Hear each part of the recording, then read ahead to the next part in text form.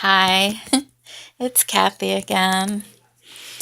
Um, I guess I'm going to be using these cards for until I run out of inspiration from them, but because they don't have all of Jesus quotes in it, but just anyway, it's so inspiring. Um, this is the card that flipped out, kind of bounced out of the deck, so I really feel that God chose this card. It says, "Fear not, little flock, for it is your Father's good pleasure to give you the kingdom." And when I went to the passage that it came from, the title is "Do Not Worry."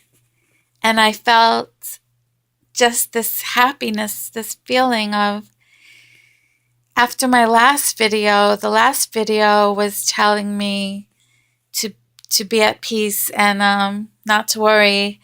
And so God's met, and I still worry. I'm still worried about my family, so God is really, really working. He's working on me through these videos, trying to tell me, do not worry. You don't have to worry. And, if you're not worried, you feel more happy. You feel happier. And right now, I'm glowing. And I shall read the Luke 12:22 to 12:34. Do not worry. Then Jesus said to his disciples, "Therefore I tell you, do not worry about your life, what you will eat, or about your body, what you will wear. Life is more than food, and the body more than clothes. Consider the ravens. They do not sow or reap. They have no storeroom or barn, yet God feeds them. And how much more valuable you are than birds. Who of you, by worrying, can add a single hour to his life? Since you cannot do this very little thing, why do you worry about the rest?" Since you cannot do this very little thing. Consider how the lilies grow. They do not labor or spin. Yet I tell you, not even Solomon in all his splendor was dressed like one of these. If that is how God clothes the grass of the field, which is here today and tomorrow is thrown into the fire, how much more will he clothe you, O you of little faith? And do not set your heart on what you will eat or drink. Do not worry about it, for the pagan world runs after all such things, and your Father knows that you need them. But seek his kingdom, and these things will be given to you as well. Do not be afraid, little flock, for your Father has been pleased to give you the kingdom. Sell your possessions and give to the poor.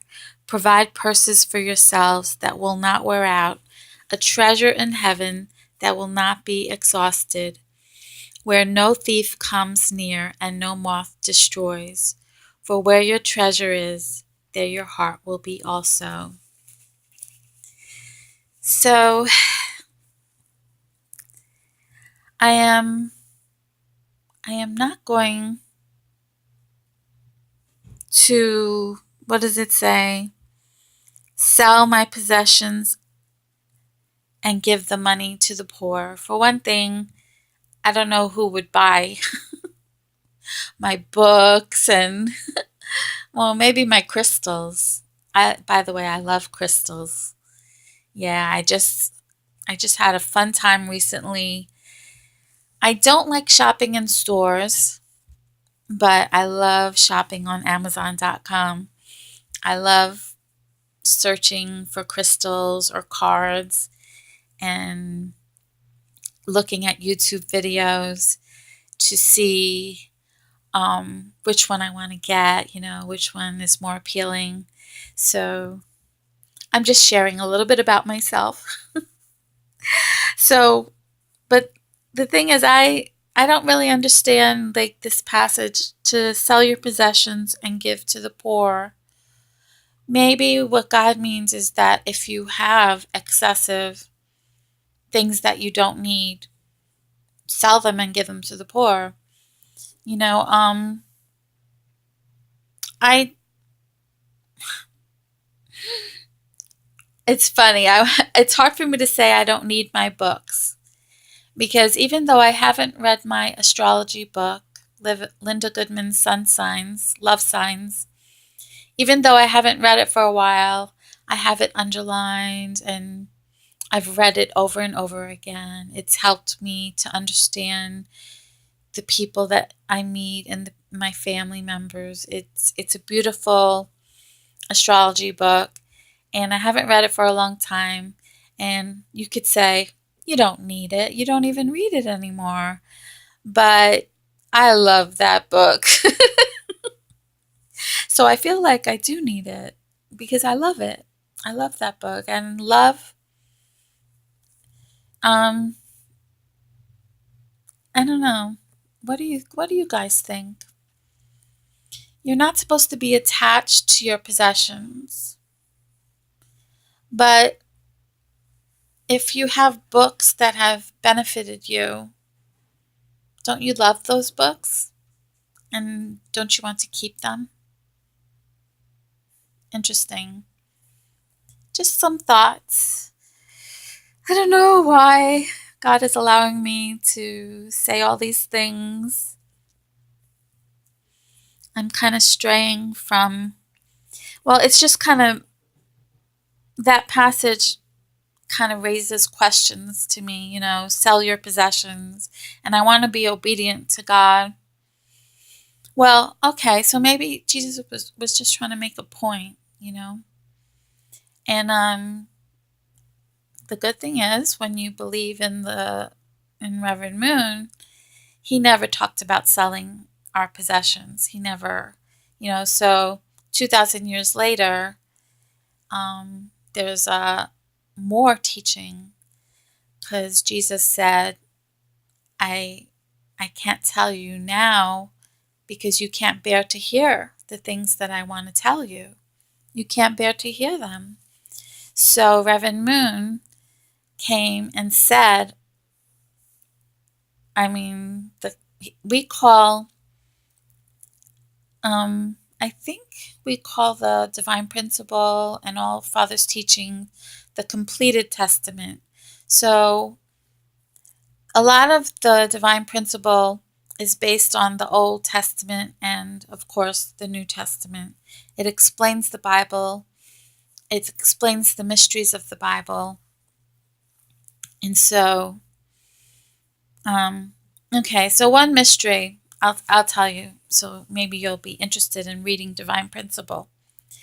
Why did John the Baptist say when he was questioned, why did he say, Jesus must grow bigger and I must get smaller? Shouldn't John the Baptist be the main disciple of Jesus? He prepared the way for Jesus. He baptized Jesus. Shouldn't John the Baptist have taken all his followers and bring them to Jesus and saying, this is the one I prepared you for? So this is what Reverend Moon explains. He said that John the Baptist failed his mission. There is one Bible quote that says, Jesus said, he who is least in the kingdom of heaven is greater than him, is greater than John the Baptist. So you're the least in heaven, you're the very least, but you're greater than John the Baptist. That means John the Baptist ended up in hell because of what he did, his failure. I hate to say that. It's so hard to, John the Baptist was a great man. He was a great man. He fasted. He He fasted, he prayed, he lived a good life. But the one mission that he was chosen for, he failed to complete. And one of the main reasons that the Jewish people couldn't believe in Jesus is because they believed in John the Baptist. And John the Baptist didn't drop everything and follow Jesus. So caused a lot of doubt. And it made it really impossible for the Jews to follow Jesus. All right, so anyway, what was I talking about? Um, do not worry. So that is the message. Do not worry. And I'm taking that for myself because I worry so much. I mean, I even worry about John the Baptist. I feel bad that he was a good person and he ended up in hell. I feel really bad about that. Um, Mary failed, succeeded in giving birth, but failed in Jesus' lifetime. But there's one passage in the Bible that said that Jesus told one of his followers, "Here is your mother." And that follower took Mary in. And then in all these years, Mary has appeared in apparitions, loving Jesus and spreading God's love.